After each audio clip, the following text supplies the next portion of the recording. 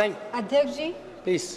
आपने इस महत्वपूर्ण विषय पहलगाम हमला और ऑपरेशन सिंदूर पर मुझे बोलने का मौका दिया। मैं आपका धन्यवाद देना चाहती हूँ। सबसे पहली बात जो मैं कहना चाहूँगी वो यह है कि हमें अपनी देश की सेना पर गर्व है।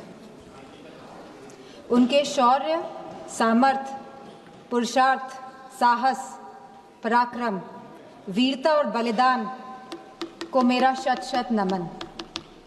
हमारी सेना ने हमेशा मातृभूमि की रक्षा करी है और पूरी तरह समर्पित होकर करी है और इस समर्पण के भाव को हम सदैव और इस समर्पण के भाव के लिए हम सदैव अपनी सेना के कृतज्ञ हैं और रहेंगे। सेना हमारा अभिमान भी है और सेना हमारा सम्मान भी है। सभी सैन्य बल और सुरक्षा बल जो वीर गति को प्राप्त हुए, उन्हें हमारी भावपूर्ण श्रद्धांजलि।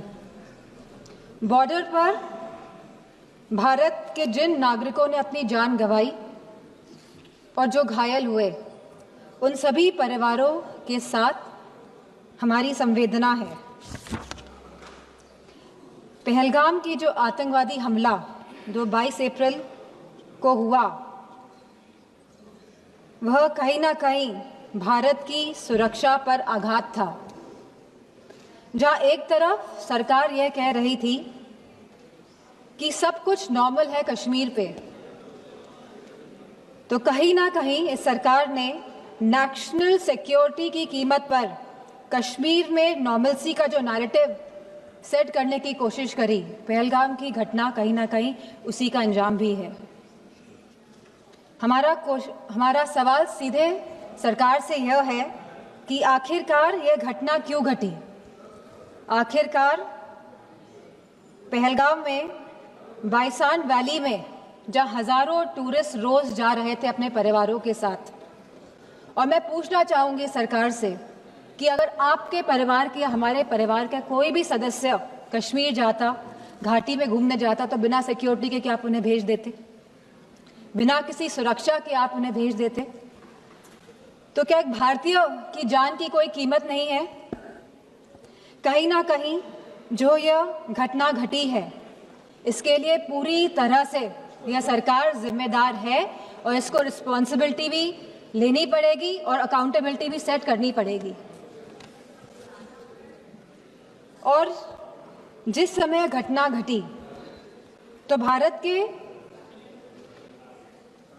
भारत में अमेरिका के वाइस प्रेसिडेंट्स JD वांस भी यहाँ मौजूद थे, और जब भी इस तरह के VIP गेस्ट भारत में होते हैं तो हमेशा कश्मीर घाटी में सुरक्षा बढ़ाई जाती है।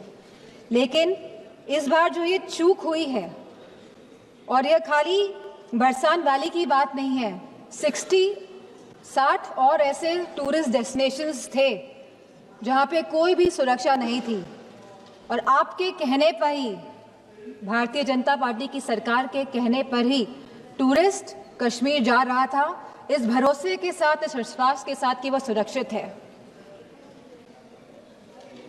और यह जिम्मेदारी अंतोगत इस सरकार ने, भारतीय जनता पार्टी के नेताओं ने क्या कहा कि यह जिम्मेदारी टूर ऑपरेटर्स की थी वहां की सुरक्षा की, जो बहुत ही गैर जिम्मेदारा बयान है और साथ ही इनकी संवेदनहीनता को भी दर्शाता है।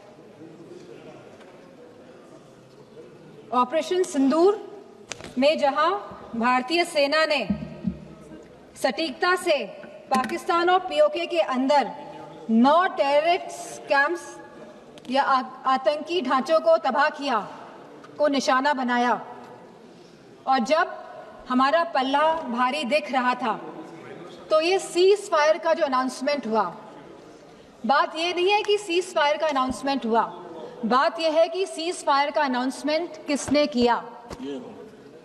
किसी भी भारत के मंत्री ने या कोई भी भारत के ऑफिशियल हैंडल से यह अनाउंसमेंट क्यों नहीं किया गया? भारत के देशवासियों को क्यों यह सूचना एक अमेरिका के राष्ट्रपति के द्वारा मिली? सवाल इस बात का है। सेम। कहीं ना कहीं भारत की फॉरेन पॉलिसी पूरी तरह से फेल है और जो ये विश्व गुरु का जो माहौल बनाया जा रहा है देश में और पूरे विदेशों में कहीं ना कहीं ये भी पूरी तरह फेल है, क्योंकि ऑपरेशन सिंदूर के तुरंत बाद और सीज़फायर के तुरंत बाद IMF ने $1 बिलियन पाकिस्तान को देने का काम किया है। वहीं वर्ल्ड बैंक ने $108 मिलियन पाकिस्तान को देने का काम किया है। एशियन डेवलपमेंट बैंक्स ने $800 मिलियन देने का काम किया है। I will finish in 2 minutes. वहीं UN सिक्योरिटी काउंसिल में पाकिस्तान को काउंटर टेररिज्म कमेटी का वाइस चेयरमैन बना दिया गया। यह दर्शाता है कि भारत की फॉरेन पॉलिसी पूरी तरह विफल हुई है। और यही नहीं, पहली बार चीफ ऑफ आर्मी पाकिस्तान का अमेरिका के राष्ट्रपति के साथ लंच करने का न्योता मिला और लंच किया। और बात यहीं पे समाप्त नहीं होती है। आज